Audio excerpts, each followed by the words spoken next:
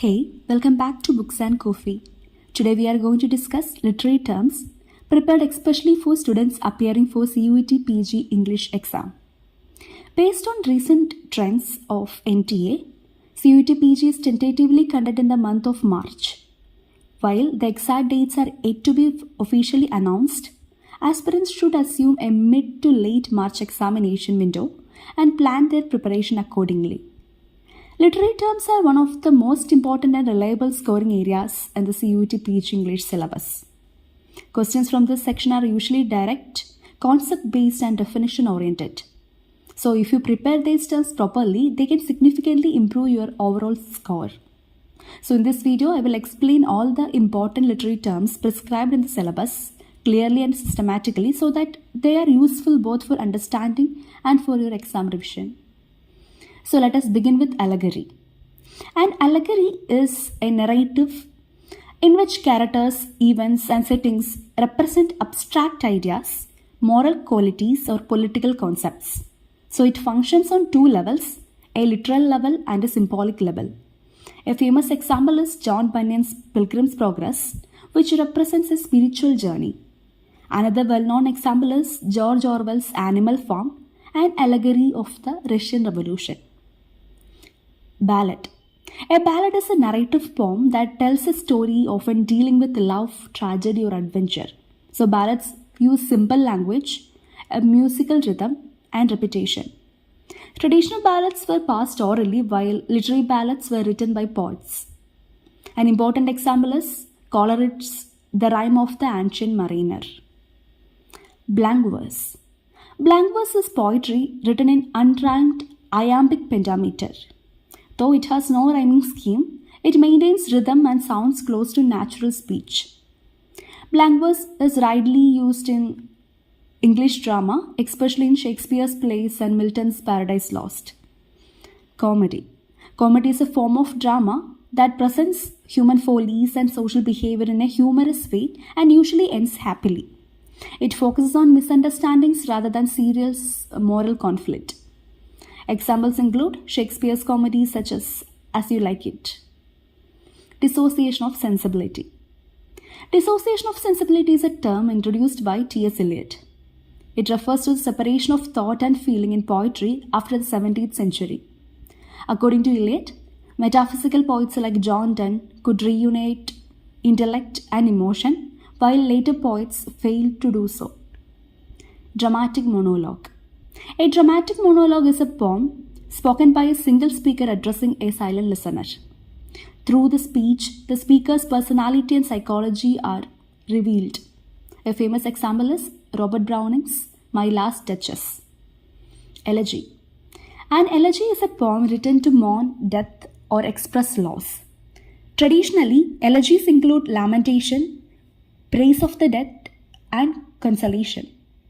Examples include Thomas Gray's Elegy written in a country churchyard and Milton's Lycidas. Enlightenment. The Enlightenment was an intellectual movement of the 17th and 18th centuries.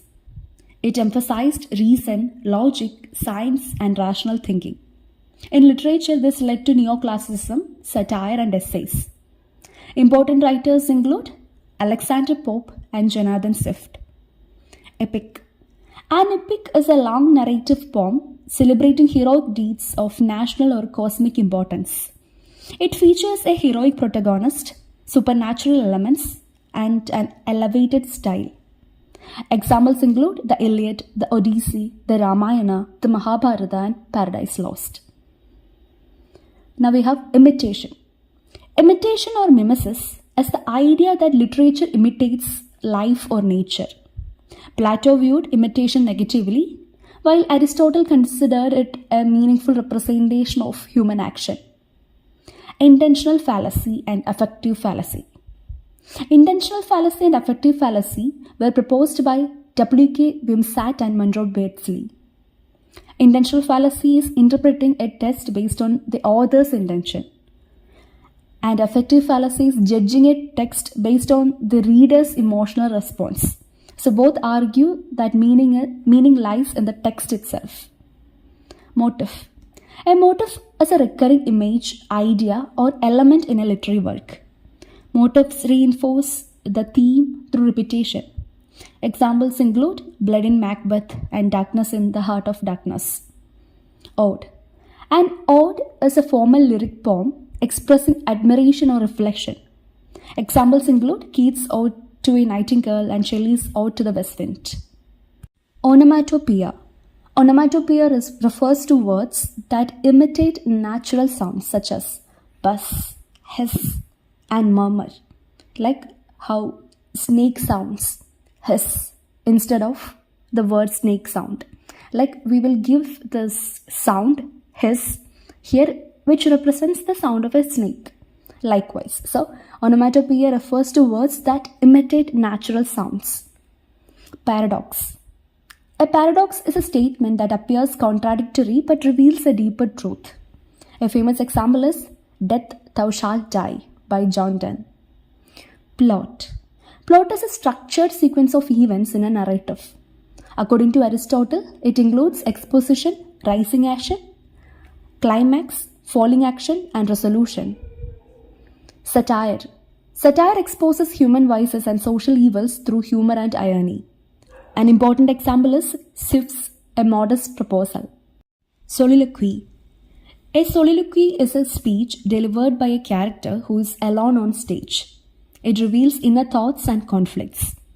Sonnet. A sonnet is a 14-line lyric poem with a fixed rhyme scheme.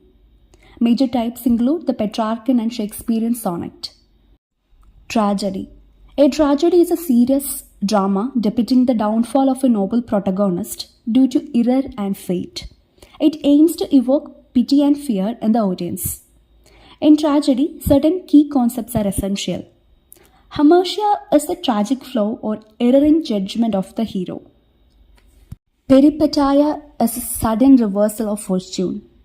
And anagnorisis is the moment of recognition or discovery. These elements led to catharsis, the emotional purification experienced by the audience. Wit. Wit refers to intellectual humor expressed through clever language and sharp intelligence. It is commonly found in metaphysical poetry and comedies of manners. Oscar Wilde's plays are excellent examples.